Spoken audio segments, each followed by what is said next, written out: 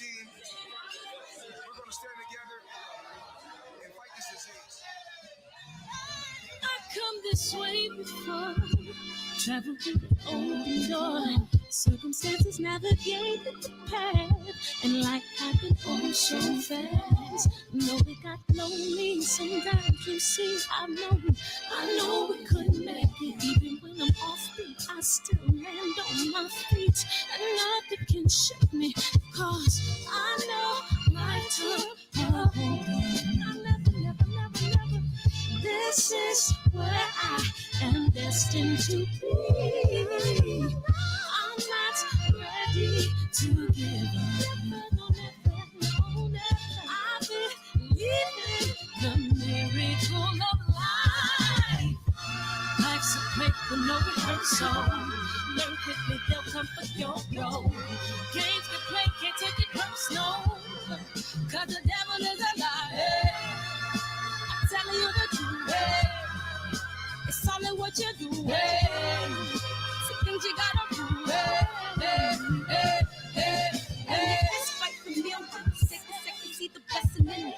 But much expected, much is given. Wanna make the living, now I'm giving back to children. Never let the power come first before your happiness. Yes, you can be the best if you go the distance. Mix a little sweat with your persistence. You know that the best things are never instant. Just shine up, let them see your brilliance. Get up, open up your eyes now. It's the moment of truth. No backing down. We're bringing it through like for the children, it's a given. You gotta give it, be a blessing. This my personal statement. Run the game like I'm aces. Learn and develop patience, determined to be the greatest. Yeah, bobbing and weaving, they changing up like the seasons. Indigenous to the grind, so I do it for all my people. Jabbing the competition, back up against the ropes. You fighting for recognition. I'm fighting just to promote equality where we lacking. While cancer slowing our road, I'm confident we'll make it. We focus on common goals. Yeah. Give back, give love, give something away. Never give up, stand tall to fight another day. 2 toes, 2 feet, I stand on the ground. I'm gonna wrestle and fight this final round. Life's a play for no rehearsal. Learn quickly, they'll come for your role. Games to play, can't take it personal. Cause the devil is a liar. I'm telling you the truth. It's all in what you do. Some things you gotta do.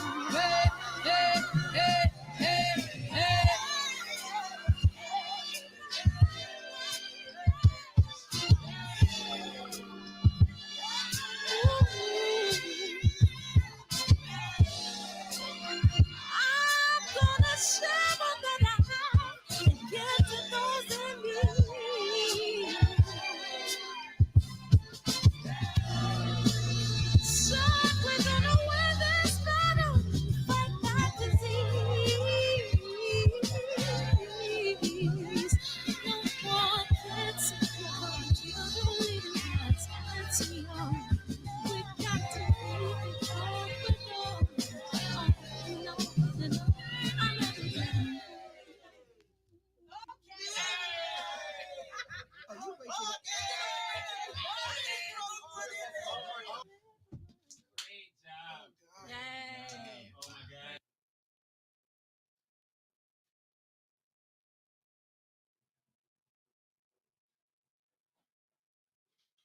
Daddy's about to go do his show, okay?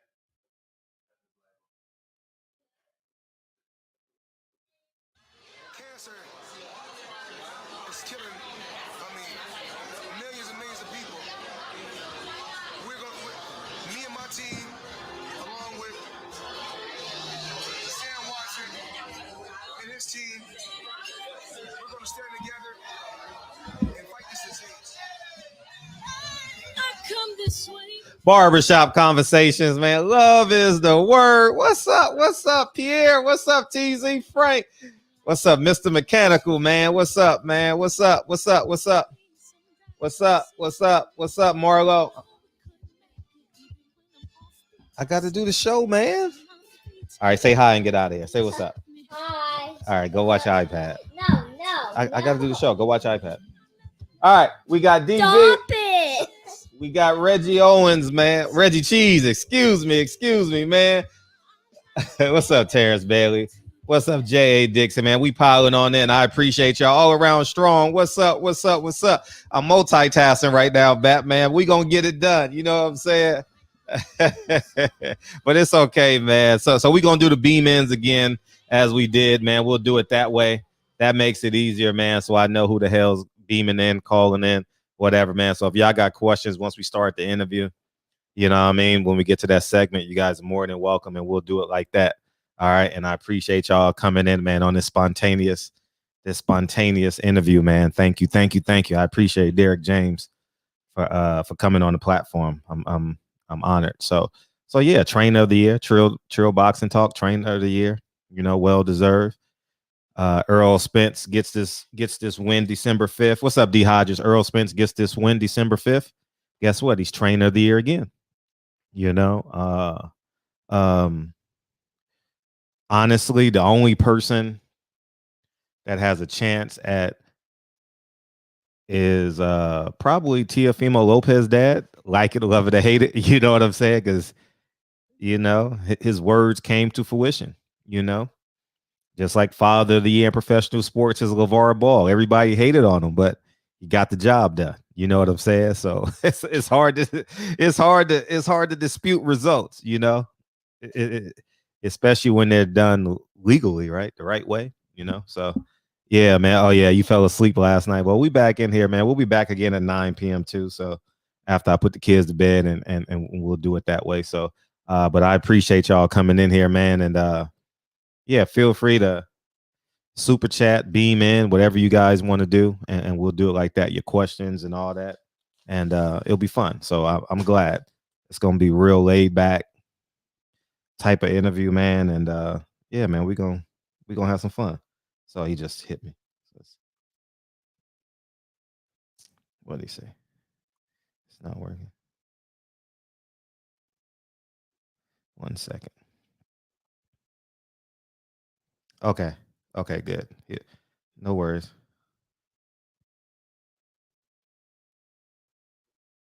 Cool. Yep. Yeah, he'll be in here by 6:05, 6:10. So we'll do it like that. So yeah, that'll be cool. So yeah. Where are we? What's some questions that y'all would want out of curiosity? What's some questions y'all would want me to ask? I mean, we'll go through we'll do the ABCs of to get to December 5th. Is there any other questions that you guys want?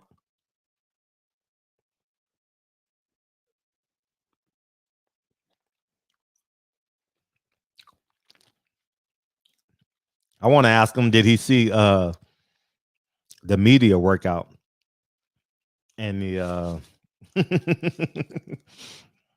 on Angel's bet on Midwork?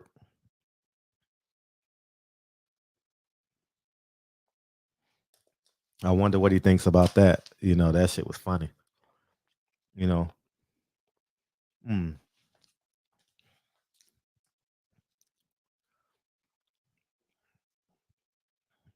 Vegan, toughest opponent.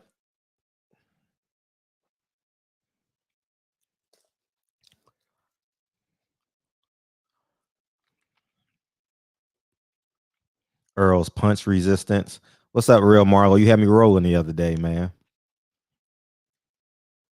Punch resistance. Don't forget, we coming back at 9 p.m. Pacific Standard Time. We'll come back and just hang out in the barbershop, man. I can't end my day without y'all. You know what I'm saying? So we're going to do it like that. Oh, his strength and conditioning. Blu-ray will be in here Sunday, so that'll be pretty cool. Blu-ray will be in the barbershop Sunday, and I'm trying to get as many people as I can as it pertains to this fight, albeit Earl Spence side, Danny Garcia side. I don't care. I'm trying to get as many people as I can in the barbershop just to build the fight, get people more excited about the fight. And strength and conditioning. Because he looks amazing, right?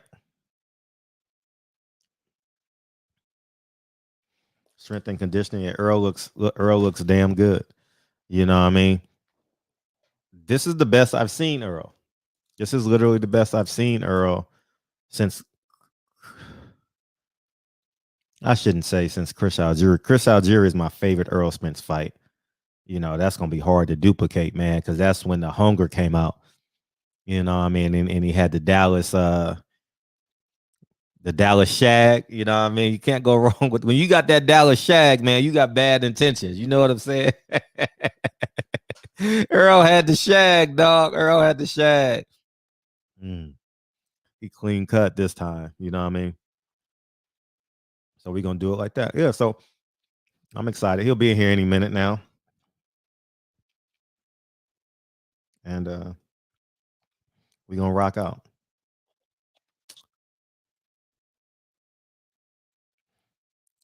It's called the Dallas Mullet. That's called the, what's up, part 4?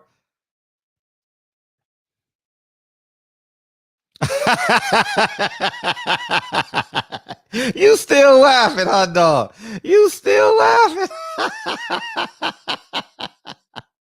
Oh, God, dog. He never gonna live that one down, part 4. Never, ever, ever, ever, ever, ever. He never gonna live that down, man. Never gonna live that down, man. God, dog it. That nigga snitched and got hung up on at the same time in 30 seconds. He set a world record for a whole lot of shit that time. That video was funny as hell. I'm thinking the interview was 15 minutes long, man. Hey, don't pass up your calling, man. H Money, don't pass up your calling, dog. Don't pass up your calling. All right. Don't pass up your calling, man. I think you got a shot at this, man. You can do this. Man, you can do like old fighters and shit. You know what I mean? Because old fighters aren't online. You know what I'm saying? They not online as much because they not really, the news isn't about them as much. But the young fighters gonna know who you are. You know what I'm saying? And they go, that was funny as hell, man. Oh, man. Without further ado, man, just give me the thumbs up when you're ready, man. We'll rock out. And yeah, man, that don't pass up your calling, dog. I'm telling you, sometimes your blessings come like a flash, and sometimes you go to college like me just to get accepted. You know what I'm saying? You ready, D? Ready? Yeah, you ready? All right, cool. I appreciate you coming in, man. Without further ado, man. Oh, you got the backdrop, man. You got people know, man, that Dallas, Texas living is great, huh? What you talking about, man? Oh, man. You bought a brand new home, man. You said what now? You bought a brand new home. Who was that? Who did that? I'm remodeling one right now, so I know what a new home look like, man. I appreciate it. How you doing, man? I appreciate that. Oh, man. Thank you, man. I appreciate you coming in. Have the eye, Fred. So, man, I want to take us back to the beginning, man, because I know you've spoken about it in short form and stuff like that, but from your perspective, like, and your job and responsibilities, October 10th to get us to today, what was that like?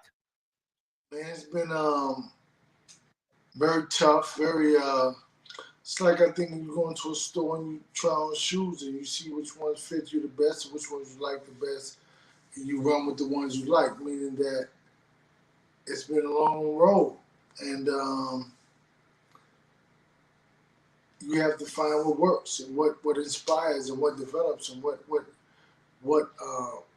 creates and what helps him to be great. It helps him to feel the way he needs to feel. I mean, so it's like coming in the gym and not really knowing what to expect, but to be kind of like surprised and in awe.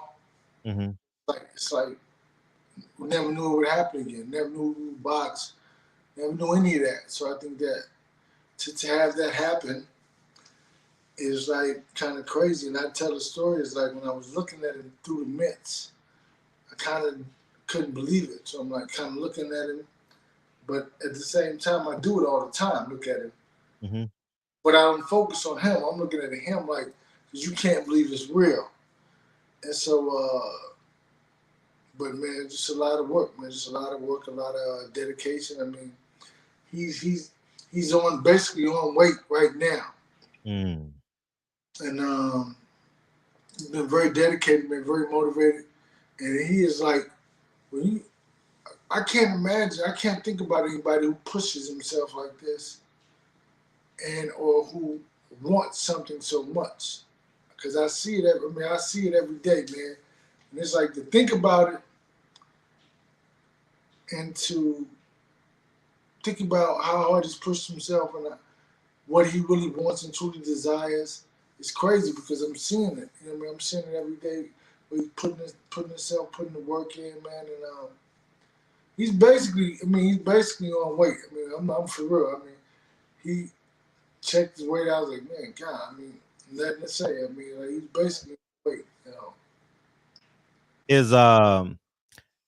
His want to seems very apparent, and especially in the last month, because he's been very like we've seen him a lot more the past month. We didn't see him like the first half as much, but it seems like his determination is very like tangible through his Instagram stories, through his interviews, and even obviously physically. Right. Can you speak to that? And it's just like every interview, he's been doing everything. Like before he was like, no, I don't do it. Mm-hmm. He's been like very willing, he's doing every interview. I mean, everybody's surprised, like, because they just know something. He's gonna say no for no. He's doing everything. I think that he understands and acknowledges his role in the sport, and he sees that if you really want to be a superstar, you can't make demands and not be willing to put the work in. Right. And he doesn't make the demand, but he's putting the work in. And so it's like amazing to see him, even like with his weight. It's just discipline. Like, I mean, even we work out 6 days a week. Mm. And I was at the gym on Sunday. And he was like, are you at the gym? I said, yeah. He said, I'm coming. I mean, that's 7 days this week. I mean, he's working. We working on something new, working on something different.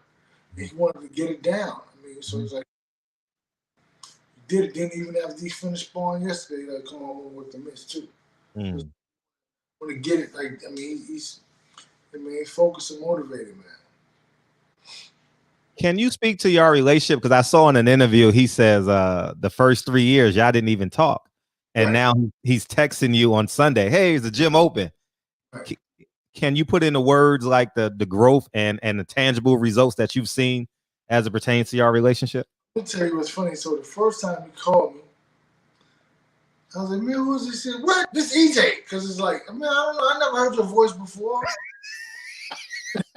I had no idea who it was. I mean, but yeah, man, he doesn't talk a lot. I mean, so he doesn't talk, and he doesn't talk a lot. He would never answer the phones. Like sometimes you answer, sometimes you won't. Mm-hmm. Like he's calling and answering. I mean, he's calling and answering the phone, so it's kind of crazy. I don't know how we describe the relationship. I think that sometimes he'll say I'm going to eat, and he want me to come with him, but he don't ask me to. We're going to go eat breakfast at whatever time. So I go to breakfast, and I'm thinking it's the whole team. It could just be him and I.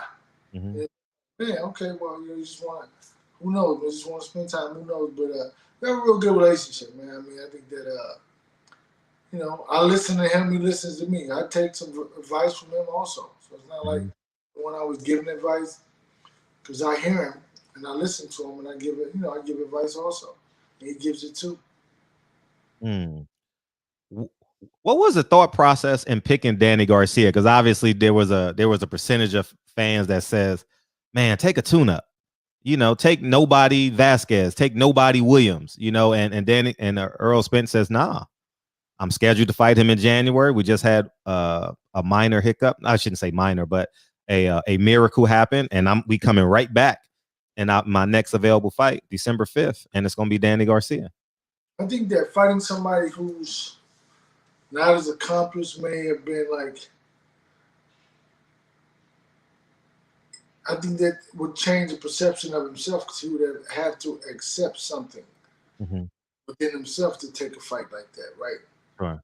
I think the view of himself is still the way it was before the accident. So it was really about just him believing who he is and being himself and knowing who he is, and not accepting that fight, not accepting the fact that I may not be who I say I am. We've been working since March, so I mean it's like you wonder why Floyd could fight once a year and look amazing when he fights on fight night because Mm. he's put in like 4, 5, 6 months. Oh. You know what I mean? So it's not like because he's older, so he's working those kinks out and getting everything down pat. So Mm. what we did is like he's working through the soreness, working through the sorrow, the pain, and everything. You know what I'm saying? Because it's like I think that to be back doing what you Mhm. want in life is amazing because it was basically almost taken away from him. Right. Right. To be able How to do it again is crazy. What you say? No, I was gonna say, how was the sparring? And uh you said he started in March, and then he's his first sparring was the day after the Charlo fight, correct? Or the Monday or Tuesday? A couple days after, so yeah, like Yeah. October. Hmm.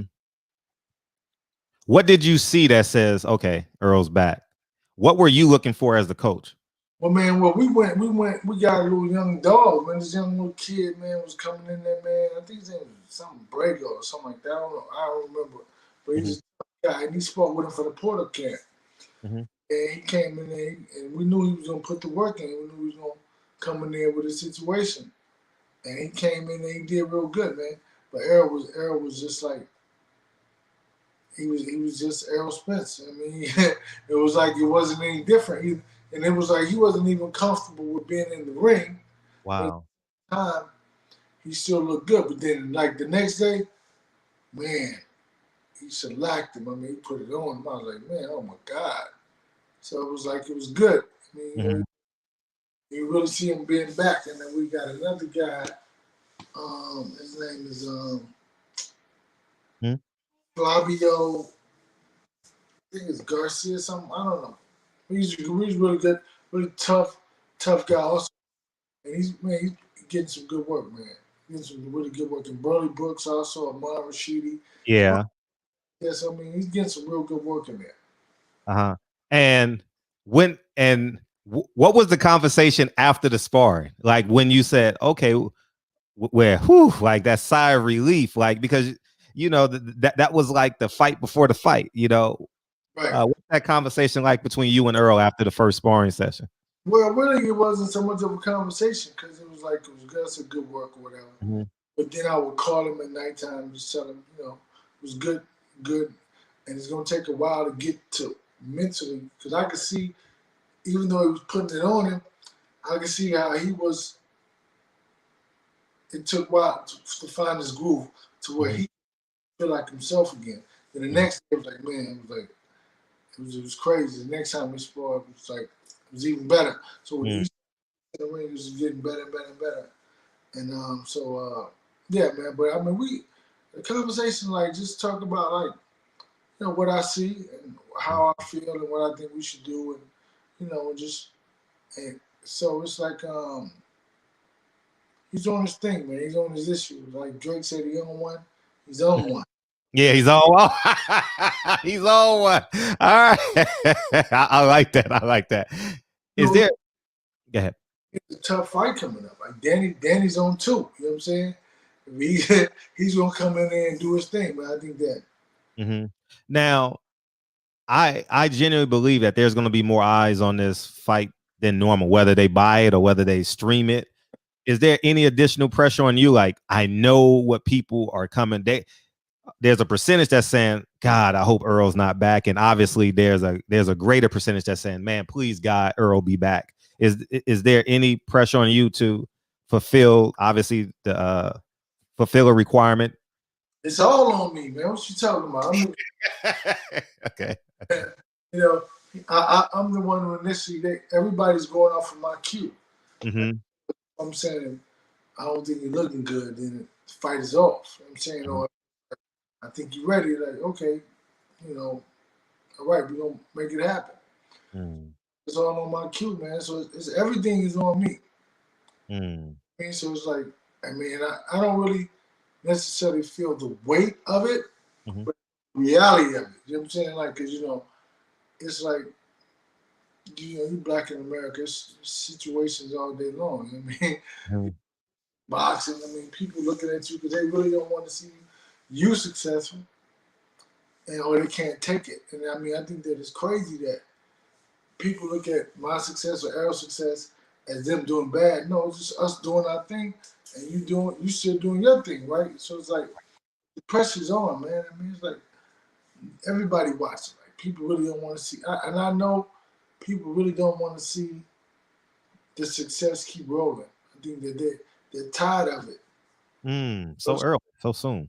I don't think it, but see, it's been a long time for them.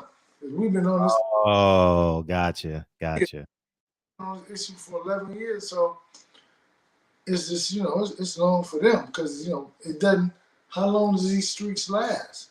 Right. I mean, how long does the success last? I think that, and you got to view it in the eye of the hater, not the eye of the hater. It's the viewpoint from the eye of the hater. How long it is, I don't know. Mm-hmm. Right. So it's just normal pressure for you. You know what I mean? You going because you've lost one fight since 2011, man. Hey man, listen, man. Man, it's like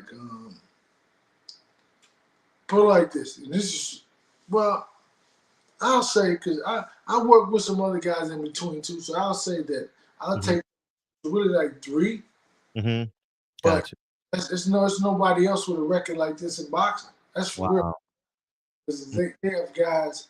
I mean, and it's like the main guys, like the one with the main guy. But I'm gonna take the other smaller guys lost too. I'm gonna take it too. So it's like 3 fights, maybe 4. Mm-hmm. I mean, then like out of 80 some, 90 some fights. That's impressive. Hey man, hey listen, man. But it's on the low though. We really on the low, so it don't even matter. Yeah. Right. Add them up. So you're not overrated. There are some of your former opponents that say you're overrated. Sean Porter says that you're overrated. Anybody could have done because basically Earl Spence and Jermell Charlo were just God gifted good. Well, they really are God gifted good, but at the same time, I think that it takes somebody to guide that God giftedness to bring it out and get it out. You know what I'm saying? Or to trust and believe in it, right? And bring it out. To greatness is only inspired by greatness. You know what I'm saying? Wow. Darkness can't really inspire greatness. You gotta, so it's like average can inspire greatness. See it in the strategies and the game plans on how they differ. You know what I mean? Like Kell Brook fight for a different strategy. Lamont Peterson for a different strategy. Mike Garcia for a different strategy. Sean Porter for a different strategy. He beat all those guys at what they do best, right? Right. Imagine they all have different strategies. So I mean, somebody had to do that, come up with that, do that. And, so I mean, but I don't. I mean, I don't hate anybody for saying that because I never said I was the greatest. I never said I was. I don't believe that. I mean, I think there are so many good trainers in the world that don't get it, who can't. They're not getting the acclaim. There's a lot of good trainers in the world, man. So it's not just me. It's not just Canelo's trainer or Lomachenko's dad, or really John David Jackson is doing his thing too. I say the same thing. I say that all the time on my show. He's a hell of a trader, dog. That he has a female, and they're not looking at it like that. So, because see, Errol was. If you saw where Errol gave his top 5 pound-for-pound fighters, and he said Clarissa Shields because he was giving it, and I heard him tell him. I said Clarissa Shields. I mean, I said I put her in the mix because if you think about it. She probably is number 1 because I mean, she's dominant. I mean, you know, but you know, hey, he said he gave it number 5. It's okay. I just learned something right now. You just ethered somebody so eloquently. I'm going to take notes on that shit. And you still left the door open, man. That was well said, man. Really, damn, that was well said, dude. For real. How do you balance that though? Like, how do you balance like being above the fray, intellectually, knowing that boxing is such a dirty game? Because every time I talk to you, it's always like a elevated type of conversation, even when we're not interviewing and stuff. I don't really care how dirty it is. You just gotta. I do my best to be my best every day. You know what I'm saying? So it's like, and the more success I attain, the more humble, the more grounded, the more giving, the more charitable I am. Because your responsibilities keep changing. You see what I'm saying? I mean, like your responsibility to your people, to the people, to the masses, to America, to all the people. So your responsibilities change, man. So you gotta. So it's like you can't. I don't get caught up in that. I'm not talking bad about any of those guys. I mean, they don't have to like me. I'm okay with that, man. I mean, you know who you are, man. You don't really have to worry about getting into it. I would have had my other show, which I should have had my 3 Dream show on. That's that I saw that on TV the other day in part 2. I think it was in part 2.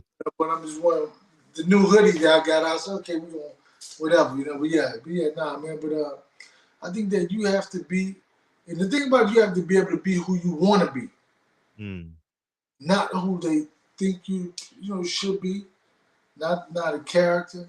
You know what I mean? Not because your character sell. You know what I mean? And but then you gotta look in the mirror and I'm like, man, why am I doing this? So it's like you want to be who you want to be, and I am who I want to be, man. Hey, I was doing this show, and I try to be as honest as I can. I remember about 4 years ago, you and I had a conversation at the Brooklyn Marriott, and I was like, man, what is it in there? Like, I don't see the special. Remember that conversation we had? And you did it to me again with Jermell Charlo this past fight. I'm sitting there like, man, and then once you debrief from the fight, I'm like, man, we just got to accept how they move and their greatness. What's your mental mindset when you like get a guy? Because Jermell Charlo is completely different than Earl Spence. Obviously, he has the traditional stay behind the jab, do everything great. Whereas Jermell Charlo, in my humble opinion, I'm not saying this to you, but his weaknesses to me is not normal boxing. You get what I'm saying? He's just a freak. He's a physical freak. God made him special, but he wins in that fashion. They win 2 completely different ways. Well, see, it's his desire to be great, man. Listen, I'm gonna tell you what, both of them have.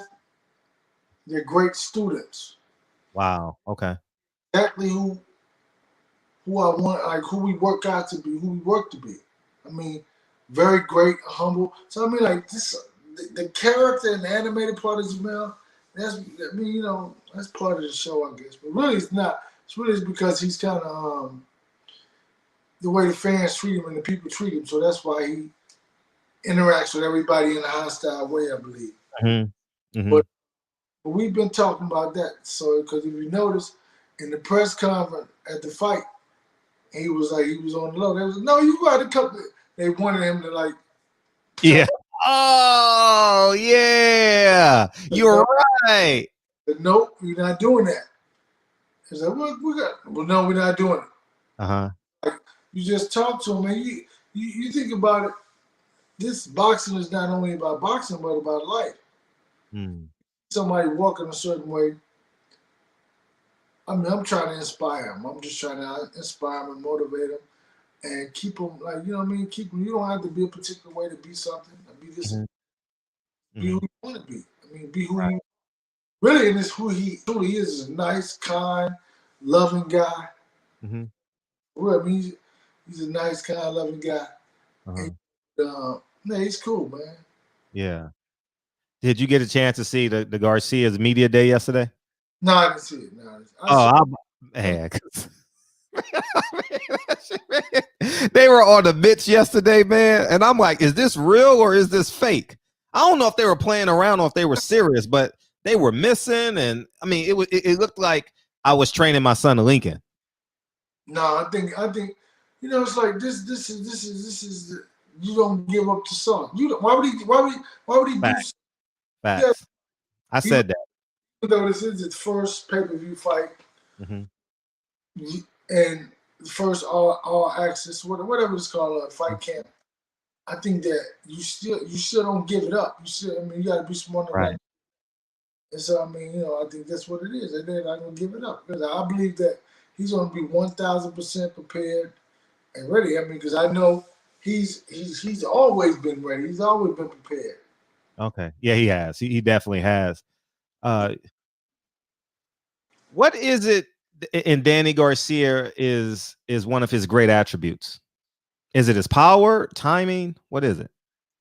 I think it's his timing and his willingness to fight.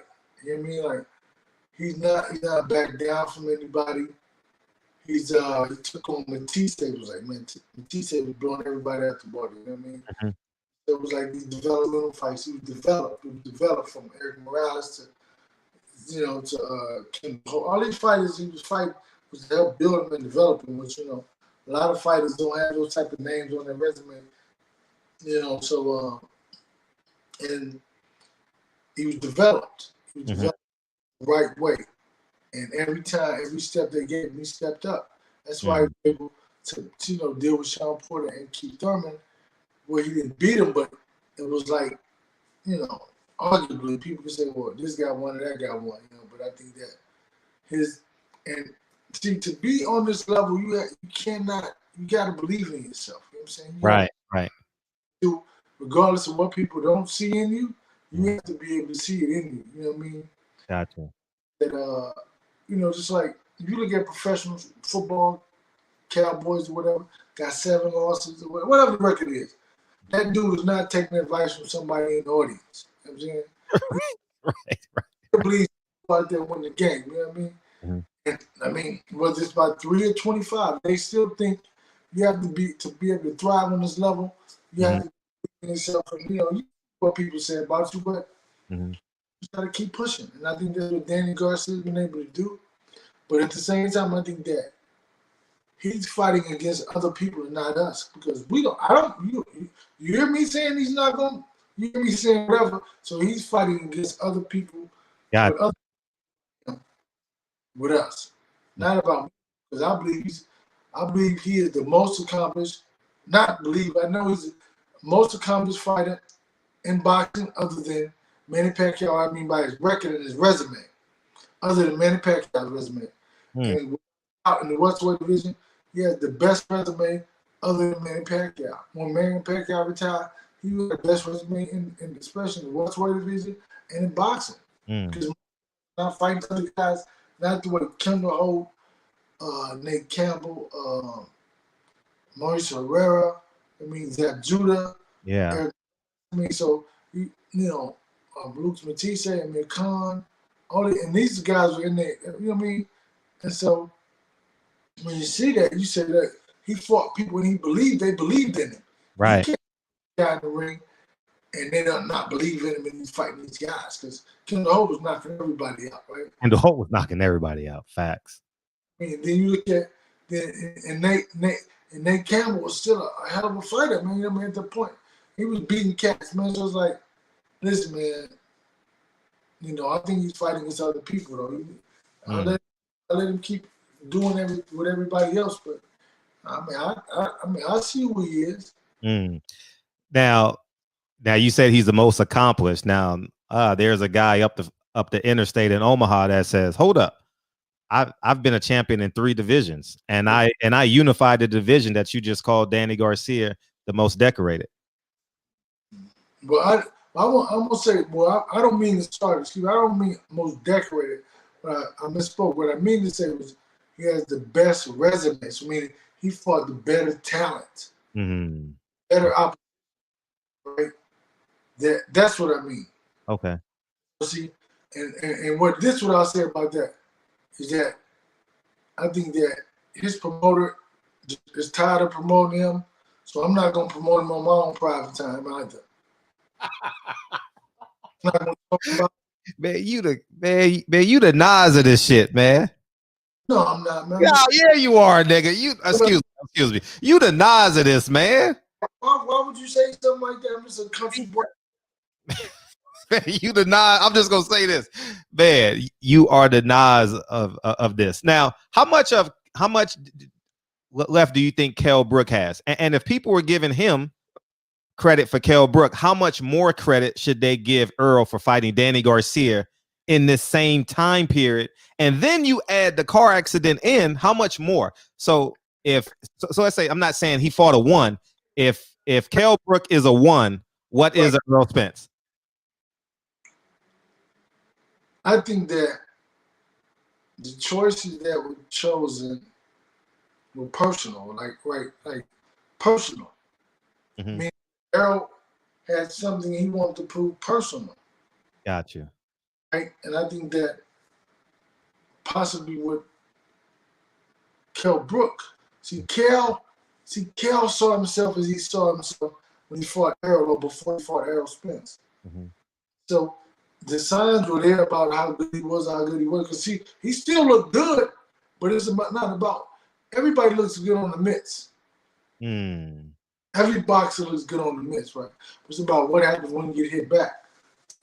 That's what you saw is when he got hit back or whatever, you know. So, and that's not to take anything away from from his opponent, because I think that his opponent is a great fighter, a phenomenal fighter. So I never say that. I just think that one guy has something to prove to himself. Is what I'll say about that. Now I won't say anything about the other thing, because I think that to have a champion, look at it like this. To have a champion with a promotional company, you have to have a great promotional team. Mm. And they're not choosing, and matchmaking team. Mm. And they're not choosing somebody specifically that they know. They have people on the low. So, okay, how does this guy look? How's that guy looking? So they choose this guy record. What's this guy's record?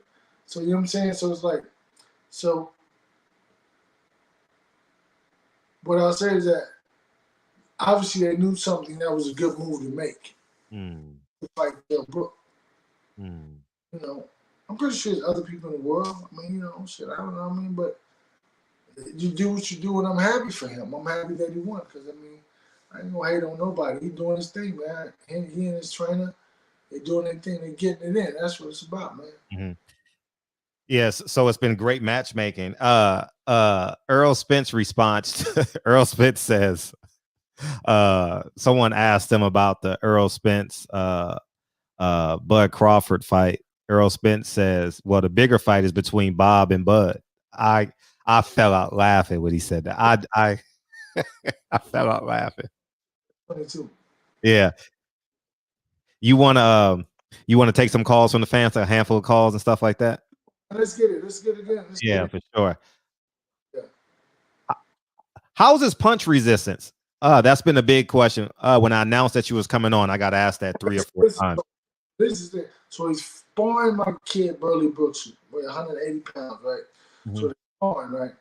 And so he's in sparring, and Burley rotates. He turned on the punch. Remember that night we were in New York? I was telling about that. Like the rotation. Yeah, you rotate your punch. Yeah, I remember that night. Yeah, I remember. So my light heavyweight, we were super middleweight. He's like 180 something. He sparred with Earl. Boom, right on the button. Pew, right on the button. Right. So then he says, the kid's like, I hit him with a shot. I'm gonna throw the same shot over again, right? So within like seconds, he throws the same shot. Poof, he blocked. We hit him like, because I was like, God damn, that's what I'm thinking, right? Took the shot. Then he threw the same shot again. Poof, he caught it. So that's what you see. So it says the ability to not be wild, will not be hurt, and to adjust to that fast, that quick. Because I always tell him it's not something that the guy did, it's something that you did. That's why he got hit. That's why he got hit. So hey man, listen, man. I mean, listen, I saw it. I see. I mean, I believe in it. I mean, I believe in his ability to take the shots. And I don't like him to get hit one time anyway. I don't like. That's why I work so much on defense. And I don't really like him to get hit at all. But how's his reaction time and reflexes? How's that? great. That's why you see, like, what's funny about it. I was doing the mitts with him, right? And Ellie Suspect had posted something, and it was like somebody said that I was moving more than he was moving, and what they don't understand, I was moving to make him move. Gotcha. So you give a reaction, you do something to make it move, and see how, you know what I'm saying? So they like, oh, his punches are slow. It's because in a boxing match, you can imagine, when you're boxing, say you hit a guy with a hook. So the combinations is like something, it's like prehistoric, right? Because if I'm throwing a 1, 2, 3, right? 1, 2, 3. Think about it. When I land that 1, your head's going back. So the 2 and the 3. Oh, you got to step in. It's not gonna land. So you can't. So you gotta be bop, boop, boop. You're gonna adjust to the shots. Yeah. The arrow doing is arrow putting the shots together. He's reading you up and down. So if I look at you to the head, I'm going boom. So that's why boom, boom, boom, boom. That's why I do the mitts, because I'm giving the time for the body to react. So the same hook to my head, boom, I'm going up. Then the split second, boom, like this is the next shot. Then see what I'm saying? To do this, it could be a straight shot out of none, but it's like, no, because it's like, boom. Then he makes yeah. So see, that's why it's not all running together, because when you that's why his power punches is over 50%. That's why I see the theory. Right. So it's like he creates the shots that you want to create.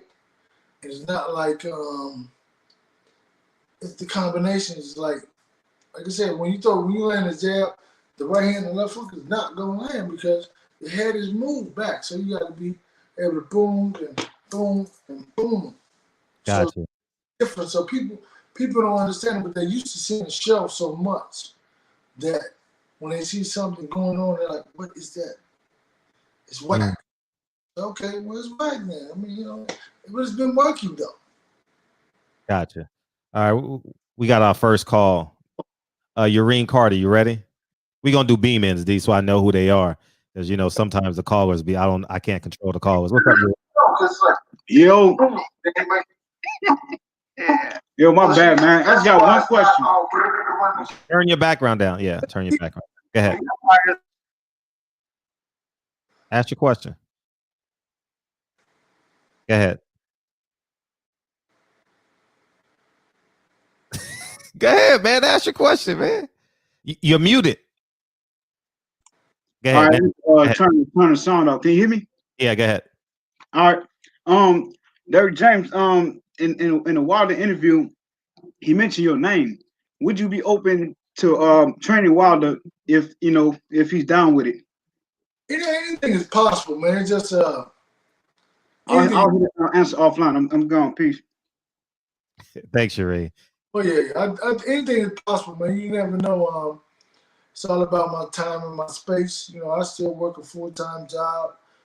I work 7 days a week, so it's like you have to be able to make this thing fit, make it work. You know what I'm saying? Possible, you never know, man. I mean, I can make space for that.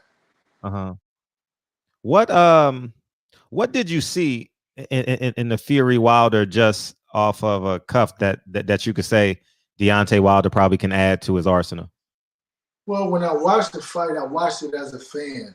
Oh, okay. Because for me to enjoy a fight is to watch it as a fan. Think about it from greatness. Oh, look at him! I could never enjoy boxing, so I take my whole thought, my whole thing. I'm just watching it as a fan. I'm not a critic, so I can't. Whatever. Put it like this: whatever he had been doing got him to that particular position. You know what I mean? So I just watched it as a fan, man. I didn't watch it as a critic. All right, we got another B-man. We got Black Star Sports. You ready? Yeah, Black Star. Hey, salute, Fred. Thank you for letting me come in on your platform there, good brother. Yeah, appreciate it. Man, most definitely something, man. Hey, shout out to the good brother Derrick James, man. You do awesome work, man. I'm a big fan of your work, bro. I just have one question, man. I actually got it from like a couple of old school fighters, Aaron Superman Davis and Marlon Starling, who I talked to recently. Shout out to the good brother Trick Nolte. Um, they was talking about like training fighters, like as opposed like the heavy bag as opposed to the pad work, and how one is better than the other. I just wonder what would be your opinion on that same thing, because Earl seemed like that he's on another stratosphere for some reason. You know, and I don't want you to give up no secrets. Don't get me wrong, because I'm on home team, bro. No, man, I think for me it's like the mitts. To me, the pad work is more about strategizing, and the heavy bag to me is more about conditioning, because the amount of punches you can throw on a heavy bag can't compare to the amount of punches you can throw on a mitts or in a fight. So I think that I think that preparation to build the endurance, to build the shoulders up and the arms up, is all about, you do a lot of, I think, minutes on the bag, rounds on the bag. I think the mitts is about timing, accuracy, reaction time, but at the same time, for me, it's about getting something out of there, making sure it makes the right motion, the right movement, and that's really what it's about. So for me, so those are the two differences. I mean, like, they didn't have pad work years ago, but at the same time, some of the punches may not be as tight, or you know what I mean. So it just depends on what people look for.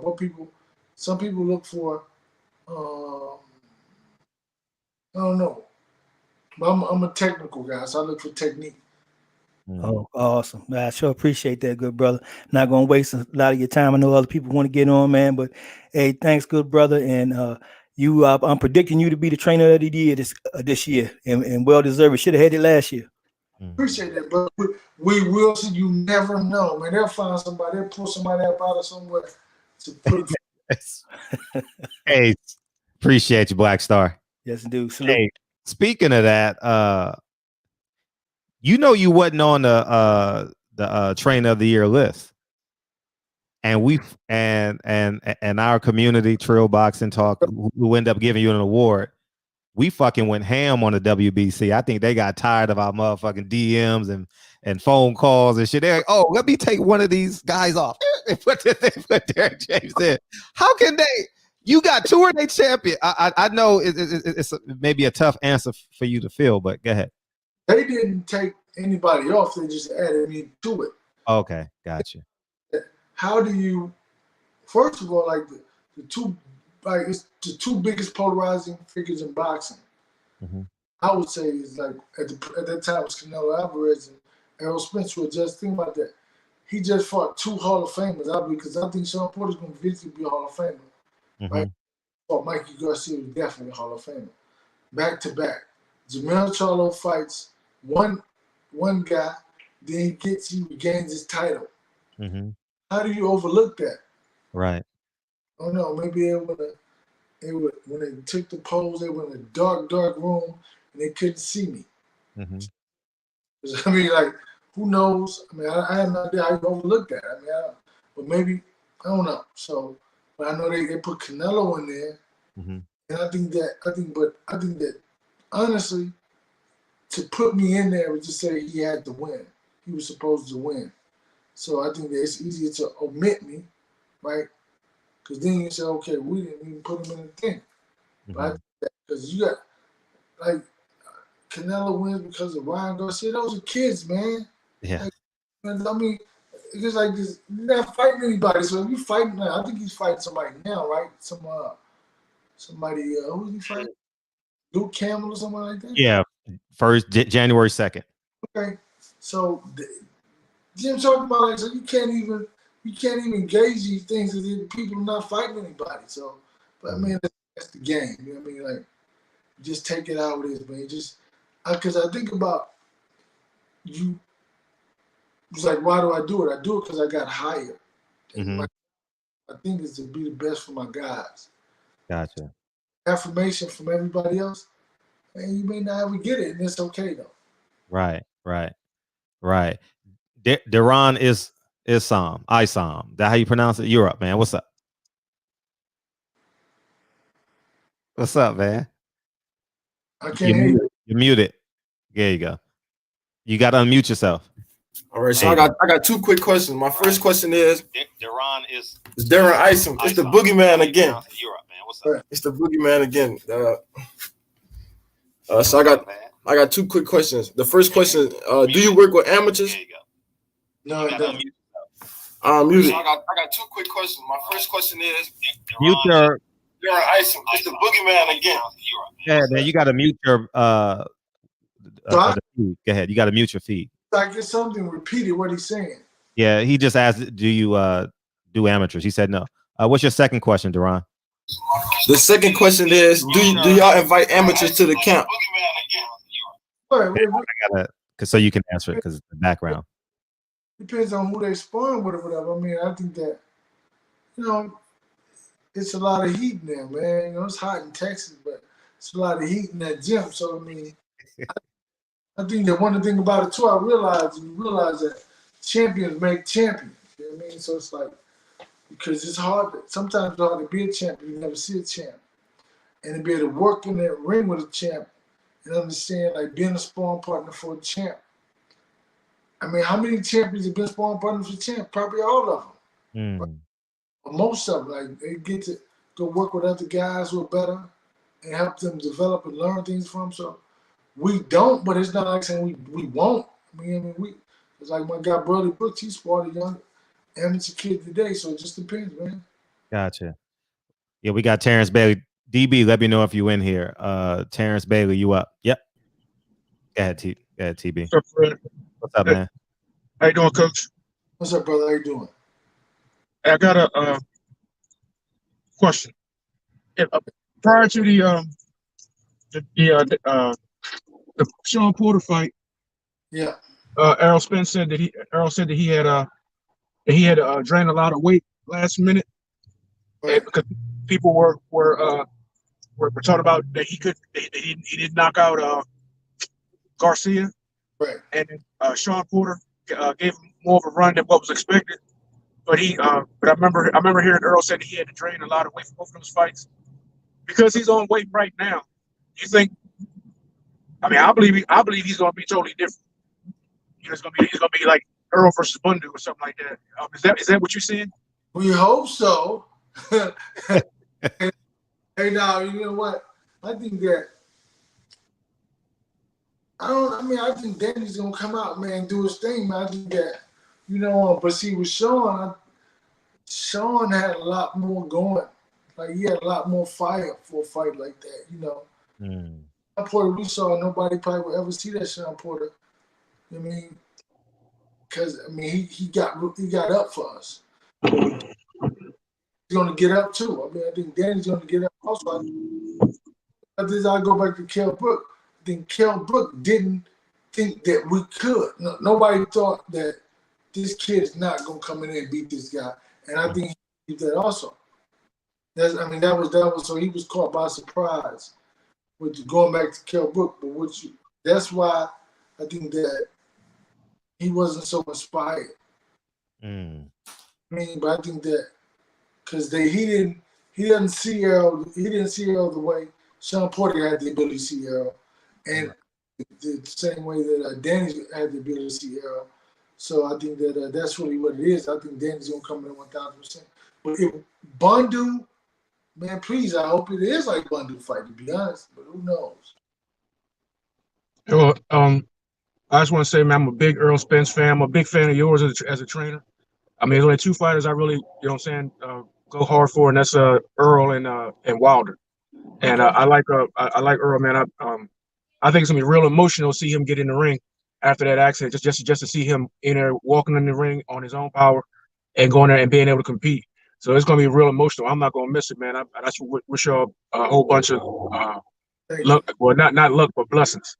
I think it'll be a whole after the fight, man, because like for me, this like been the hardest training camp. But you gotta understand, it's been so long. Like we've been working so long from like him being 180 pounds. Like the whole process has been so long. So grueling and so hard. I mean, so humbling and so man, it could be some emotional days because I'm looking at. I never thought Earl as the champion. Get your booster off. Guy who's asking the box, who wants to fight, asking, can I get back in the ring and do what I want to do? So I never saw the champion type. I never saw him because this is a guy asking, working, drilling, pushing himself to do. I mean, I think after the fight, man, I mean, just think about it. I worked with him, then Jermell's camp, so train Jermell. Then right after that, we jump right into this. And I'm training, it's like 3 kids on the card, Earl and 2 other guys. So it's like, not only that emotion from fatigue, but emotion from everything he had to go through, all these questions that he had to ask himself, where he had to push himself. It's going to be very emotional, man. I may be in the crying after the fact that it's like we did it. It's like the fight's over. And, it's like a guy who's paralyzed or something, they start walking. I mean, it's like similar because you get this thing, you build, and it's like the night you get to walk, like you said, walk up to the best, man. That's amazing. I mean, so right. And it's inspiring for everybody. Say, you have a hiccup, that means it's over.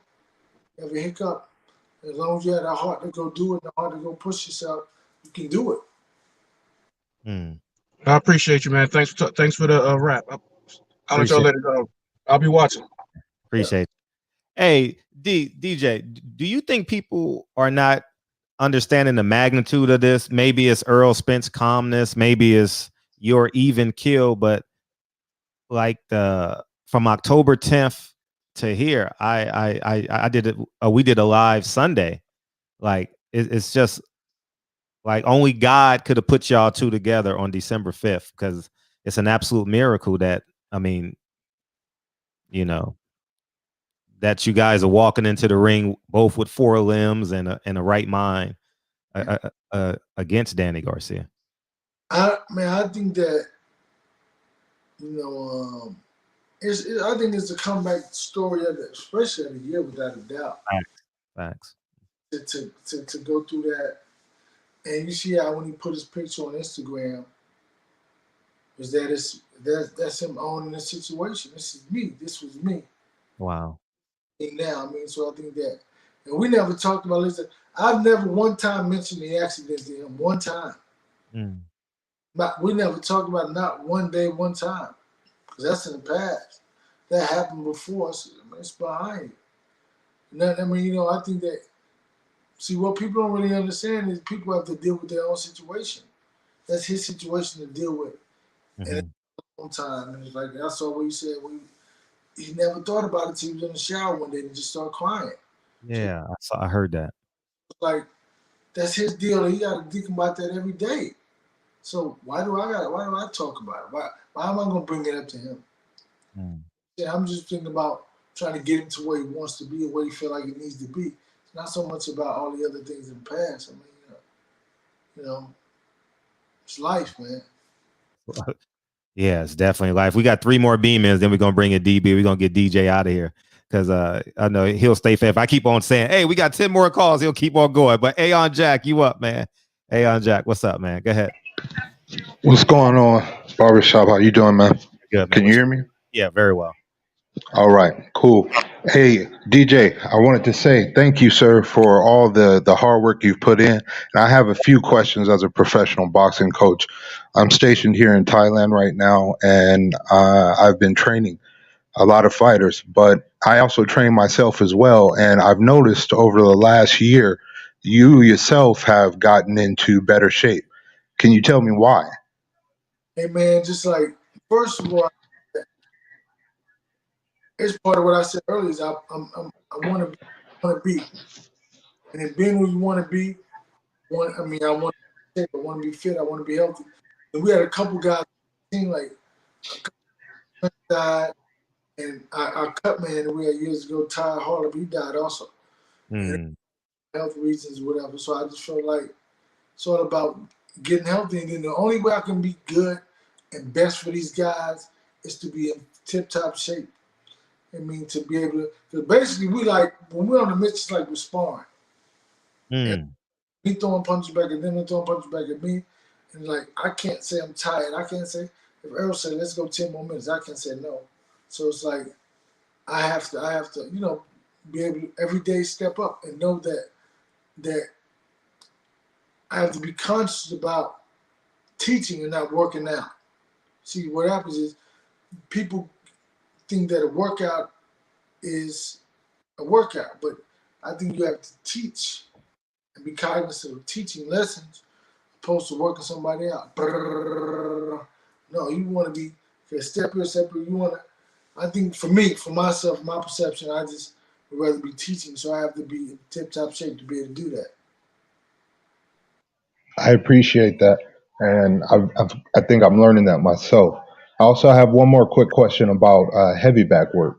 Now, me, I like to spend many hours just hitting bags. Sometimes I do it bare fist.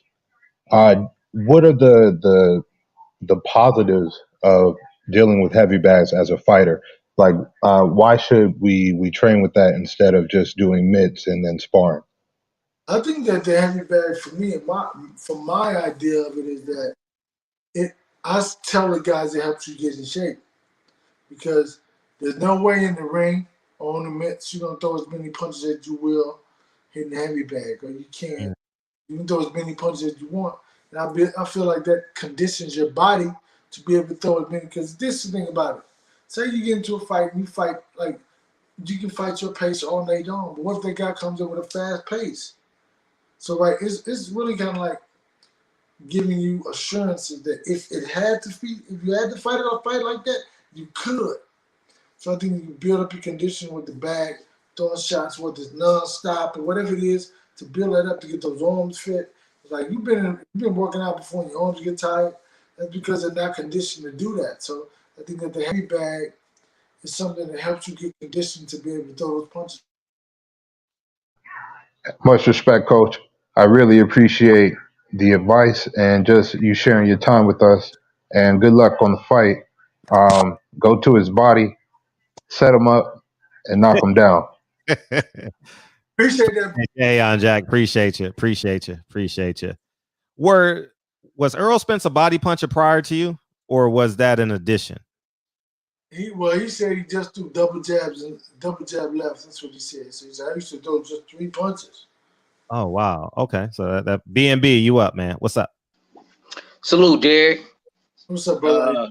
Congratulations to you on your success as a trainer. I wanted to ask you, since Earl's return, what is the most thing that you've learned since he's learned that you didn't know before about him? And I wanted to ask you too about Jermell at 154 and whether or not he's gonna try to unify and try to get that other belt. Okay, I'll go with the thing that I learned about Errol is like it's just reinforced that he really is a hard worker, and I think that I see like because like I said, I didn't see the champion, right? I see the innocence. I see the kid in him, like the kid. Mm-hmm. Like because it's like when he walk into the room, it's like an aura, like this champion, right? But I didn't see that. I see a guy, like I said, who's asking, can I fight again? And then asking every day. So I said every day he's asking and asking and asking and asking. So he's like, I'm doing it. So I mean, so it's like I see him in a different light now. Like so not, and like I said, because not to be around him and not see the champ is something totally different. Like you blinded because he's the champ. But I think that with everything else he's been doing, is that man he showed me just how amazing he truly is. Yeah, and I kind of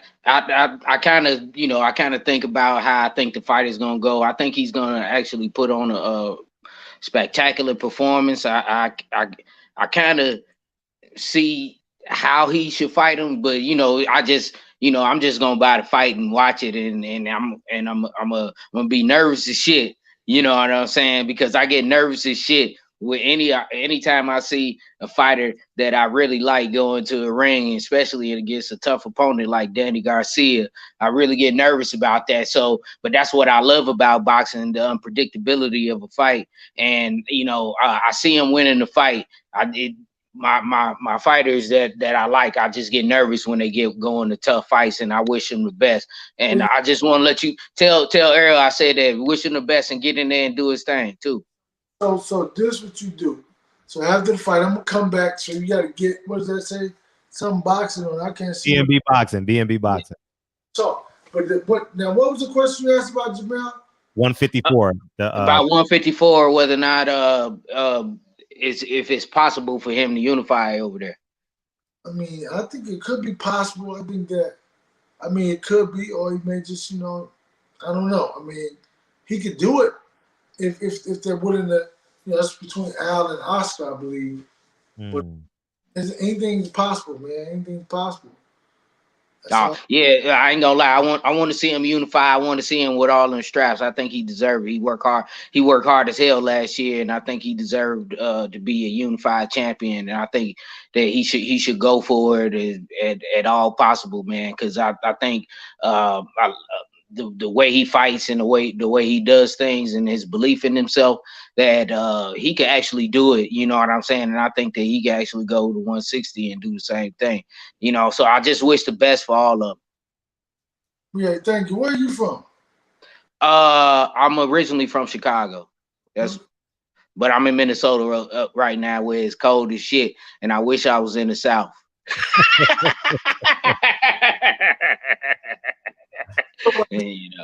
Appreciate you, BNB. All right, salute y'all. Salute Derrick. Y'all take care.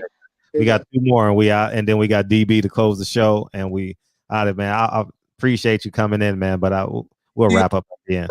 Hey, before I bring Big Dose on, was there a physical checklist you gave Earl Spence? Because he kept on asking you, "Am I going to fight again?" Did you give him a physical checklist? Or did you have a mental checklist? He never asked me, was he going to fight again? That's all. Like, you see him pushing himself, working. Because, you just can't say, when he came to the gym, I'm fighting. No. It was just like, he's asking himself every day to himself, can I fight again? Can I do it? Can I do it? So he's asking himself, can I fight? To where we can get in tip-top shape to where he says, yes, I can do it. Because, like, those are months in between where, a lot of times, and everything with the coronavirus, everything was shut down. We went to the gym working. And so that's what I say, like, he didn't physically ask me, but he was asking himself. Gotcha. I'm asking himself and pushing himself to answer himself. So it's like he's asking himself and answering himself at the same time. If you get what I'm saying. Gotcha. We got Big Dose. Big Dose, you good?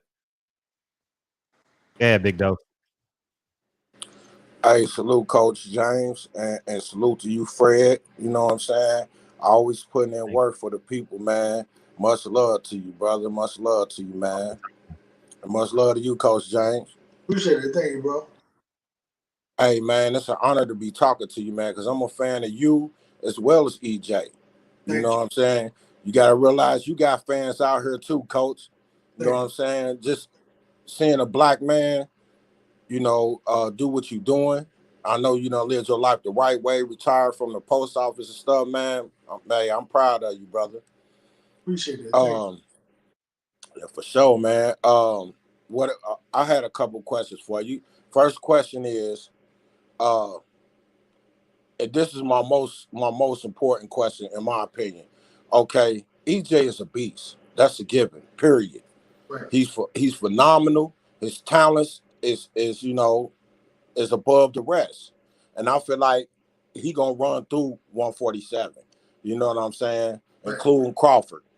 Okay, but this is my thing. I don't know what happened with Blu-ray, and I don't know if you can speak on it or not. But I'm gonna just be 100, Coach James. I noticed the difference in EJ when he was with Blue Ray. And it's not to say that EJ can't beat everybody. Yes, he can. But it's how easy he gonna beat him. I feel like when he was with Blue Ray, it seemed like he got stronger, man, as the fight as the fight went on. Like while other boxers was tiring, he was getting stronger. You know what I'm saying? Yeah. So I would just, I would love to see, man, Blue Ray return to the camp. And don't get me wrong, I ain't saying Blue Ray is like the end all be all, nothing like that. Cause EJ gonna do his thing with or without him. You know what I'm saying? Yeah. It's just how easy he gonna do it. Is there a chance for Blue Ray to come back into the camp? Is for what you know? I mean, whatever happened, that's between them. If anything did happen, I mean, I don't know. They train away from the gym. So for the longest, I never knew he was training with him. I didn't know. So it was like, I think that's whatever. I mean, they talk about that. You know what I'm saying? I mean, I don't know. Okay, and the second question is, and I want to say this before I say that, Coach James, you definitely, in my opinion, should be Coach of the Year, hands down. You got 2 unified champions in the stable. One of them got 3 belts. You know what I'm saying? And in my opinion, man, you Coach of the Year, man. And if they don't give it to you, then that Coach of the Year stuff is not valid, in my opinion. You know what I'm saying? But that's just my opinion. My second question is, I know you answered some questions about Jermell, but I don't know if you answered this question. How likely is it for Jermell to get that undisputed shot? It's likely. I think that if he says he wants to fight that fight, I think they'll make it happen. So I mean, I know he wants to fight that fight, or he wants to unify. I mean, so to be undisputed. So I think that they'll make that happen, man. I think that Al is good to them. So you know what I'm saying? If he tells them what it is, if they can make it happen, they're gonna try to make it happen. Okay, that's what's up, Coach James. Well, salute to you, man. Salute again, Fred. Thanks for letting me get on here, brother. Right, Much love. No doubt, no doubt. Blue Blood, your last up. Blue Blood, your last up. You're after this one. Go ahead, Marlo. What's up? Blue Blood. No, that's not. He's next. He's the last person. I put him last, so I don't know what y'all got going on. So I figured y'all motherfuckers, and I'm not here. You know what I mean? What's up, real Marlo? What's up? What's up, Fred? What's going on? What's up, DJ? What's up, brother? What's happening? Look, man, this is what I want to say to you, Derrick James. So I had I went to the Earl Spence versus Mikey Garcia fight back in 2019 at the AT&T Stadium, and I'm going to this fight. So check this out. So the first time I went, do you know the hotels that's right across the street from the AT&T Stadium, right? So I booked the hotel, and the hotel was like $100 and some. You feel me? For the Mikey Garcia fight.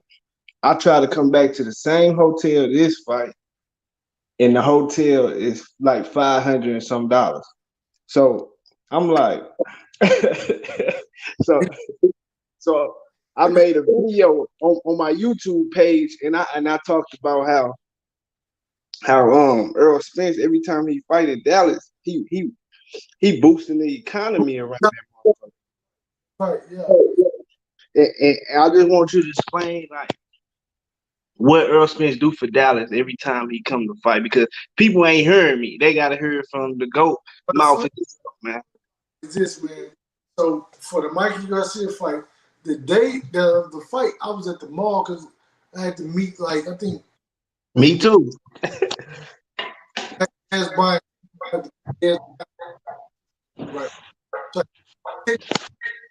I went to Neiman Marcus, and the guy's like, saying, man, look at this. He said, this is amazing, man. What are you talking about? He said, man, all these people are here because of you all. So if you think about all the airlines make money, all the hotels, right, restaurants, the Uber, all those drivers, man. And I mean, it's amazing, man, how we boost the economy. I mean, it's like the Cowboys don't do it. the range don't do it, is Errol Spence boosts the economy, man. And it's amazing to see it because all these hotels, because even if people don't buy a ticket, they still may fly to Dallas just to be in that atmosphere. Right. Crazy. I mean, and then even with Corona going on, the last fight, they sold seats, but it was over 50-some thousand people for the fight because they didn't take into account all the suites and boxes. Mm. So it's like it's amazing, man, to make a difference, like a real difference, and to really boost the economy in the city is dope, man. It's dope. Yeah, and I'm trying to tell people. I was trying to tell people the difference, and like I went to book the hotel like the same day of the Mikey Garcia fight, and that was the price of the hotel. Right. When I booked my hotel for this Danny Garcia fight, this shit was I booked this shit like the next day. The next day, Derrick James. The next day that they announced the fight. Right. This was nowhere near to now. Back when y'all announced the fight, I forgot, but I got my tickets and I booked the hotel the next day. And I asked them why y'all so high? It wasn't like that last time. They said, man, it's because of a big fight. And I'm like, damn, they got wind of the Errol Spence fight the next day after it was announced. That's power, baby. That's power. Yeah. Power. Sorry for you, but at the same time, they saw a situation where they gouged they price gouged, but Oh, for sure. And the crazy thing about it is, it's like, to me, Errol Spence don't even flex his power. He don't say like, man, he don't really flex his power in the sport of boxing, and he got like the most power in boxing because, you know what I'm saying, the numbers he done did and everything else, he don't really flex that and flex it over people's head to really, like, you know what I'm saying, put them in check. Errol Spence just, that's the humility and humanity.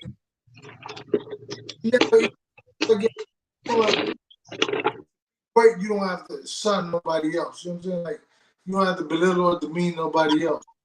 right. To be great, you're great, regardless of whatever. And I think that he doesn't have to build his greatness off the back of somebody else. I think his greatness comes from himself. I mean, listen, I'm gonna tell you, to be honest. I've trained Errol for 11 years. I've never heard him one time say anything bad about somebody. He may have thought it, especially not a fighter. No, he may have thought it, but I've never dissed anybody, talk trash about it. I haven't. I mean, there's people who he could have talked trash about it. He has not. So that's just the type of guy he is, man. Appreciate you, Marlo. I can't. Me on. Salute, DJ, man. Appreciate you, Marlo. Yeah, he a funny nigga, man. This nigga videos is hilarious, man. Yeah. Hey, yeah, for sure. We got Boo Bud, Boo Bud, man. Go ahead, Boo Bud. What's good? Yeah. Man. Coach, what's good with you, Coach? I'm good, man. I'm chilling, man. I'm chilling. Ain't nothing, man. I just wanted to ask you this, man. There's Errol. It's a lot of talk of Errol and Canelo Alvarez. Obviously, I know y'all got the big fight coming up, December 5th, but he's making a lot of mention, and Canelo responded by saying that he was definitely interested in the fight. Is that something collectively y'all thought about, and y'all see something in Canelo Alvarez that you feel like y'all could be successful against him? Well, no. I mean, I think that it was a question that was asked about Canelo and Errol, and then Errol was like, "Yeah," he said, "I will fight him." He said, "But I wouldn't step on Jermell or Jermell's toes. I wouldn't jump the line." You know what I'm saying, to fight him if they were trying to fight. That's basically what he was saying. But I mean, you know, if you think about right before Canelo was fighting Danny Jacobs, he wasn't talking about fighting Danny Jacobs. He was talking about fighting Errol Spence. And so, if you think about this, they could talk about Errol like anybody else, but the big kahuna in boxing is Canelo Alvarez. And Canelo Alvarez don't say your name one time, like you're not even alive. How do you think you can even get what he's getting? You see what I'm saying? Like, if Errol's doing what he's doing, Canelo sees that. Everybody like, I just want to fight. And I want big. What's the biggest fight for him to get right now? Errol Spence. And he was talking about this when he's going to fight Danny Garcia. Not Danny Jacobs. Errol Spence. Oscar was talking. So it's like, so when they know what it is, they know business, they know what it is, they know marketing, they know PR, they know what a big fight is. And if your name is not even being mentioned at all, like at all, I've never heard them say anybody else's name. I mean, especially not a welterweight name, you know. So that says a lot because they know what they know. Right. Now, one more question I want to ask you. You said like that was the best version of Sean Porter we ever seen when he fought Errol. Right, I think And so. right, and Sean is now saying that the fight that could get him up outside of Errol is Terrence Crawford, and he's Terrence Crawford mandatory. He said that if they don't, how you see that fight playing out between Terrence Crawford and Sean Porter? You think that we'll get that best version of Sean Porter that'll get him up? That's gonna get him up too. I think that come like this, man. You gotta be a dog and not just a dog, but you know what I mean, like you gotta be able to fight, right? Because you fight Sean Porter, you're not, it's not, you can't pot shot Sean Porter to death. It's not gonna happen. It's not gonna. You gotta fight it, right? And if you don't have any defense, you listen, man. I'm just telling you, that would be a great fight. I think it would be a very interesting fight, and it is Sean mandatory. So it's like, and I think that the Kell Brook was a voluntary defense, right? Mm-hmm. So I think that now he has to fight the mandatory. Which is Sean Porter. I think so. I mean, I think that voluntary defense, they give you, you got to get a mandatory defense. This may be the mandatory defense right here with Sean Porter, so we'll see. I think, man, this will be a good fight, I think. Man, I just wanted to tell you good luck, Coach. Great dude. I'll be hitting you up. But man, great luck to y'all, man. This is historic for y'all, man. Like you said, this is the biggest comeback in all the sports. I said this the other day. We heard of a lot of people having injuries and having car accidents. I had Vinny Pazienza on the show. He had a car accident, broke his neck. He came back and was better than him before he broke his neck. But we didn't see it, right? We didn't have the visual. Right. We had the visual with Errol Spence, right? So it's like we lived it. We lived it with him. Right. With Vinny, we heard about it. Yeah. But with Errol, we saw it. We lived it with him. So this is right. The social media, it's like you follow somebody, you live like they go to dinner, you go to dinner with them. You see right. Them. So yeah, basically, yeah. I think that this is a phenomenal comeback story, man. I think that this would be so. When the fight is over, I'll be just like, man, I could pass out. It's like so exhausting, this whole process. Wow. To get fighters to be great, to inspire them to be great, to work with them, to never settle on, that's good. You want it to be great because I know that's what they want. They don't come to me to be just okay, right? They don't come to me to pacify them and tell them, listen, no, they come to me to them and to talk to them and to kind of like get them to where they want to be, right? And so I feel a great privilege and a great honor to be able to do that. At the same time, I think that I gotta continue to be who I have been to those guys, man. So it's gonna be a phenomenal night of boxing. I think Dan's gonna come doing this thing, man. I think that he's a tough, rugged guy. And he's rough and he's tough and he fought the best. He fought the best, man. So I think that he'll be able to face the best Errol Spence that he's gonna face. And I think it'll be a pretty dope fight, man. Yeah, I can't wait. I appreciate you, Coach, man. I'm gonna get up out of here. Appreciate you, Fred. All the time, King. All the time. All right. Salute. All right, Coach. I'm gonna hit you up. All right, hit me up. Yeah. All right. So I skipped over this question, but Booba reminded me of it. Every 147 pound, this was a welterweight speaking. Every 147 pounder that moves up can beat Jermell Charlo. I don't know. That's what Sean Porter said. I think that, he's has the right to make his own opinion. Mm-hmm. Because like I said, what they think they see, they don't see. Right? And it's all about, you gotta remember, I don't have to help Jermell be the best in the world. I just have to help Jermell be better than the people we're fighting against. So that's, I don't have to grab all of that. I just have to be able to grab enough to be able to beat that guy, right? So, I think that whatever he says, whatever he says is true to him. That's all that matters is his own personal opinion to himself. Gotcha. So if he feels that way, it's okay. Mm-hmm. Gotcha. We got DB and he closes the show with me. What's up, DB? Coach James, what up, Fredro? What's up, man? Hey, Coach, so look, first question I got for you is who's the next champion or the next good prospect coming out of your gym? We got a kid, Burley Brooks.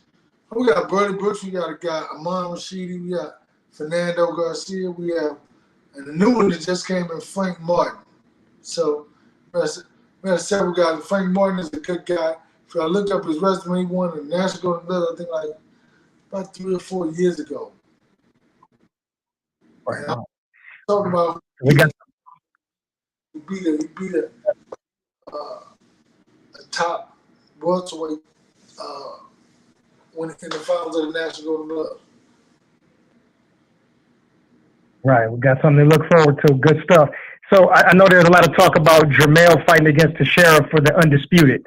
If Jermell gets that fight with Teixeira and beats him and becomes undisputed, is Jermell in your eyes now the number 1 pound for pound fighter in the world? You know what? He could possibly be, man. I think that for sure he's the pound for pound top fighter. I think that what's funny is most of the other guys, I don't really watch a lot of boxing. So okay. So I really can't. I think he may be pound for pound possibly. Because it's possible. I think that because to be able to do that in this day and age, super dope, man. I love it. How much time does Big Twin Jermell Charlo spend at your gym, if any? What'd you say? Can't hear you. How much time does Jermell spend at your gym, if any? No, Jermell doesn't come, man. Jermell, he is very interesting, but no, he doesn't come to the gym, man. But we have a real good relationship because I have a good relationship with my guys. Because it's like it's real love. You know what I mean? Like it's real love. And even though Jermell is not my guy, but he's my guy. I don't train him, but I love him too. You know what I'm saying? So it's like it's all about inspiring young brothers, man, and changing. Really, it's about changing their ideal of themselves. Let them see them the way I see them, right? Or that because I think that, it's all love, man. It's beautiful, man. And I think these are young guys who are, we all need a lot of love. We all need big brothers, for sure. Yeah. Earlier we were talking about Hall of Fame fighters. Do you think that Danny is an eventual Hall of Famer? Man, without a doubt. He's a 3-division champion, for real. So think about this. Like I said, this guy comes out of a car accident in the pandemic and fights a Hall of Famer. Now, his last 2 fights were against Hall of Famers. Think about it. Mike Garcia, Sean Porter's gonna get there for sure. Danny Garcia's getting there for sure. Okay. What does that say about the guy? I'm just saying, and even look, I can say I think but if you look at how rugged and durable that Lamont Peterson was over the years, two-time champ, 2-division champ, he could possibly even get there. So that says a lot about Errol Spence as a fighter, as an individual. Yeah, I agree. So as a fighter and also as a coach, which arena has the best energy to you? Man, the Cowboy Stadium, man, AT&T. Yeah, I guess I should have said if we take that out, because obviously that's going to be for you guys. But outside of that arena, Wait. But check this out. Listen. So New York is always dope. Like the Barclays Center is off the chain, right? But then when I went to the UK, over in the UK it was crazy. It was like, man, golly, man, they started singing that song Sweet Caroline or whatever, super dope. But then when I felt the fire at the Star and then at the Cowboy AT&T, it's nothing that compares to it. Because it was like you think about how many people, like 50-some thousand people in there just rocking. Come on, man, it's crazy. Because I've been in there when Pacquiao fought. I've been in there when Canelo fought. It wasn't the same energy. When you got a hometown guy in there, man, and listen, man, it was crazy. But you can't even, like, to be able to zone out of that and not even be a part of that deal. So I got to go back and watch it on video after the fight because I really can't. I'm tunnel vision, right? But then just to go in there, man, listen, man, it's crazy. I saw the video. It's dope. So, I mean, it's Dallas for sure. okay.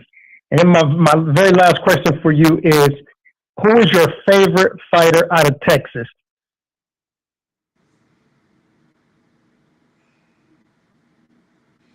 Okay, I got it. And listen to me. Jermell Spence.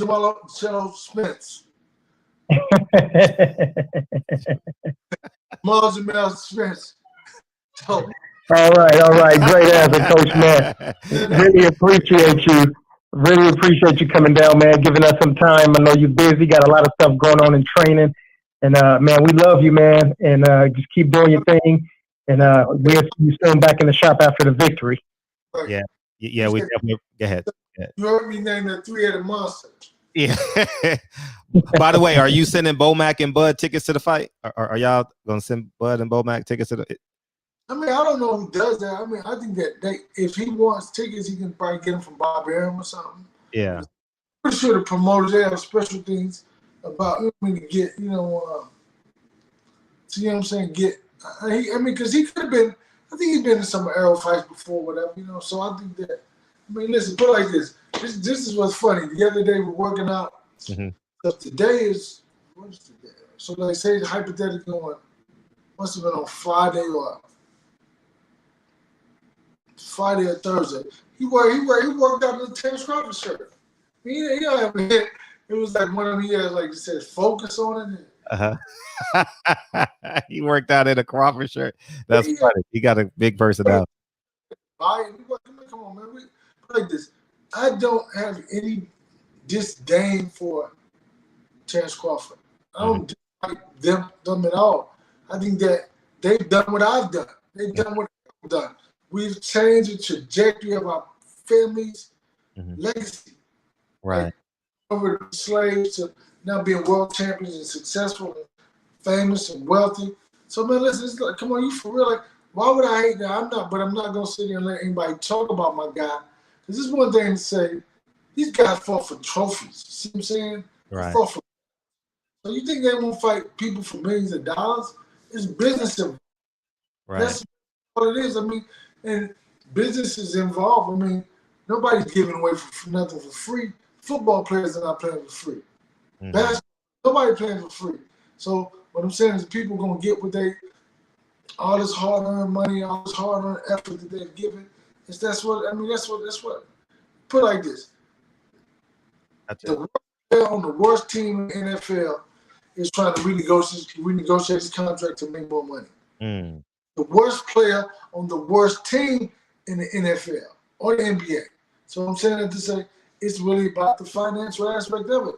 Because you put your life on the line, so these guys want to get the most they can get. And I think that it may happen. It may happen. If it does happen, I can't wait because I like to see. Like I remember go to a moment that Mike McCallum told me about him and Marvin Hagler. He said that in the WBC conference, he said, "Man, I love you, man. I love you." He said, "Man, if you love me, you would have fought me." So we need money to make money, right?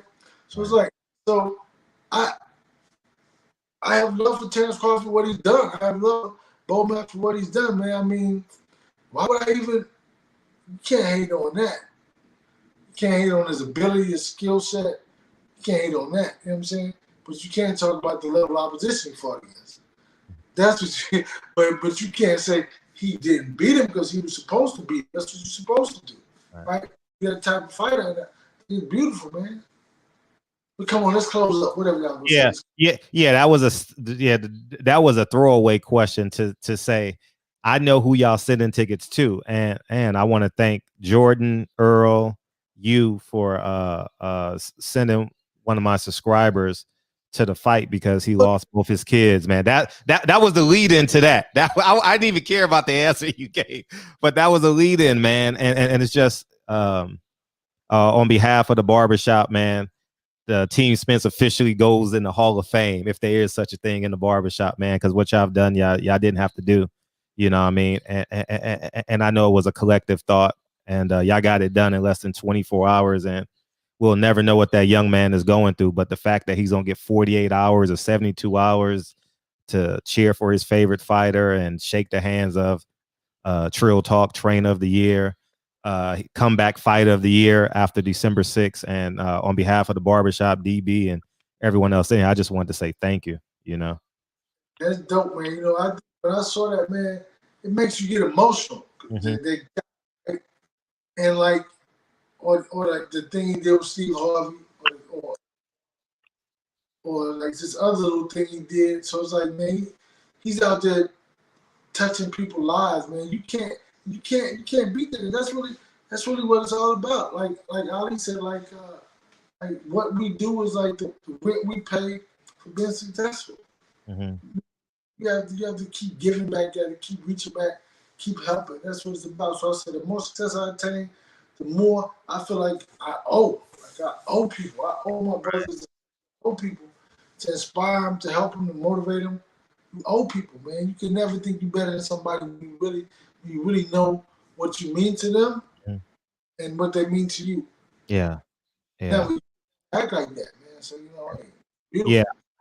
Yeah, I hope Fox picks up that story because I want him to have that source of inspiration. I'm not saying like for Earl, not just for Earl, but hopefully y'all tell the producers and the directors that 5 films or what it is, 5 films, I think it is, that's doing the episode 3s and 4s and 5s. You know, I think it's important that the world hears that story and the fact that, I mean, he did that. Earl, y'all did that shit in less than 24 hours. That is just beyond my own understanding because I was thinking Earl would probably call him. I'm gonna be honest with you. I thought Earl would probably, I know Earl's a good person, but because Earl don't talk on the phone, because I done called that nigga 100 times. Nigga don't call me back. But I thought he was gonna call him on the phone and be like, hey, yeah, the next fight in Vegas, you know, I'll come out and, you know, meet you and this and that because of COVID.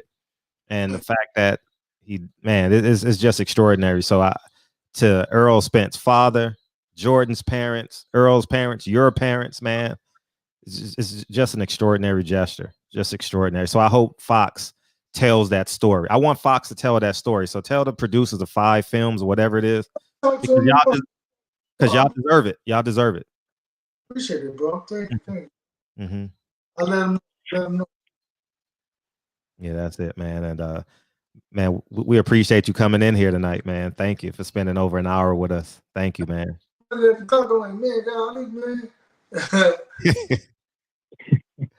missed that line. Go ahead. I'm sorry. Today, Thursday. Yeah, okay. So, yeah. Right. Now you're back. Go ahead. I said, what's the date? Thursday? I'm thinking like it's Thursday, right? Yeah. Today is Wednesday. What's today? Tuesday? Tuesday. Hey, man, I work 7 days a week. They all seem the same to me, brother. Uh-huh. Right. That's proof right there. I'm like, Thursday, like, you don't know what day it'll be. Okay. Mm-hmm. Thank you for coming into the barbershop, man, and taking the calls and spending time with us, man. Thank you. We truly appreciate you. Sure. Thank you. Appreciate you, bro. Thank you. All the time. Perfect. Your stream is dying at the right time. It died down. Appreciate you, DJ. I'll call you. Appreciate you, King. Thank you, man. Man. Awesome. Man.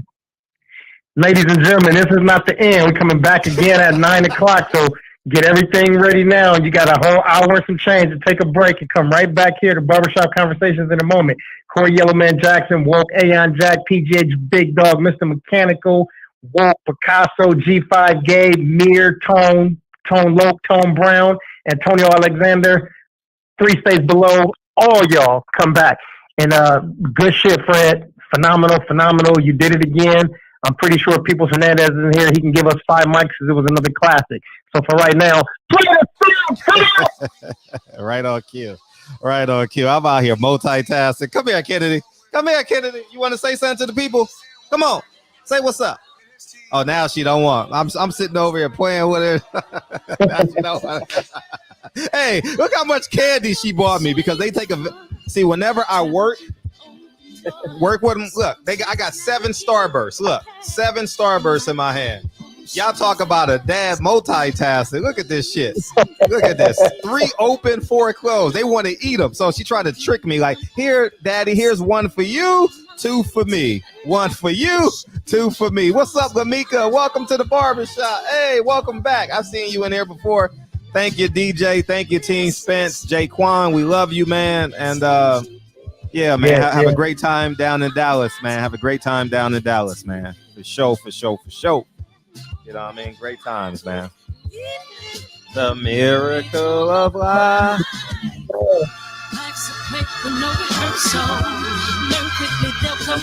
Bro, take it personal. Cause the devil is a lie. Hey. Tell you the truth. Hey. It's all in what you do. Hey. Some things you gotta do. Hey.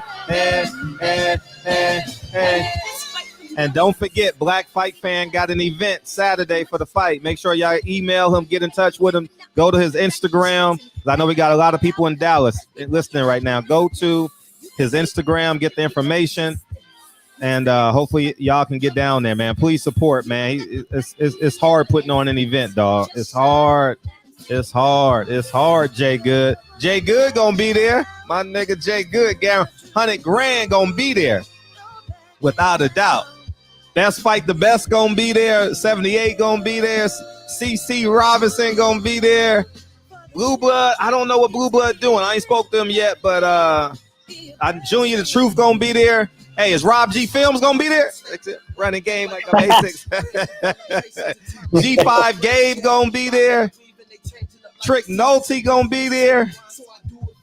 Buddy Lee gonna be there. Black Caesar gonna be there. Man, come on, man. I know I'm gonna miss out a lot of people, but I just had to, you know what I mean? We gonna be there, man. Support, man. So get in touch with Black Fight Fan, you know what I mean? Or listen to Trill Talk in the morning. All right, People Hernandez, we appreciate you, man. We got the 5 mics, baby. Yeah, easy, right? Easy. Hey, I stand on the ground. This was a fun show. Love it. I love when I get to see y'all interact. Life's a play with no rehearsal. Last time, y'all. Didn't no. Cause the devil is a lie. Hey. And the truth. Hey. I know I'm gonna miss out Picasso. You know, I just can't get on a plane yet. You know what I mean? I can't get on a plane yet. You know what I mean? DB, we out this, and we got an hour and 19-minute commercial break, man. All right, hour and 19 commercial break, and I see y'all at 9 o'clock, man. I appreciate y'all. Get you some veggies real quick and go punch a girl one time. One time for the barbershop. One time for the barbershop, man. Make it quick, too. Make it quick, nigga. Make it quick. Love you, man. See you in a minute. Love you, brother. All right, peace, King. I'll see y'all in a minute. All right, peace, y'all.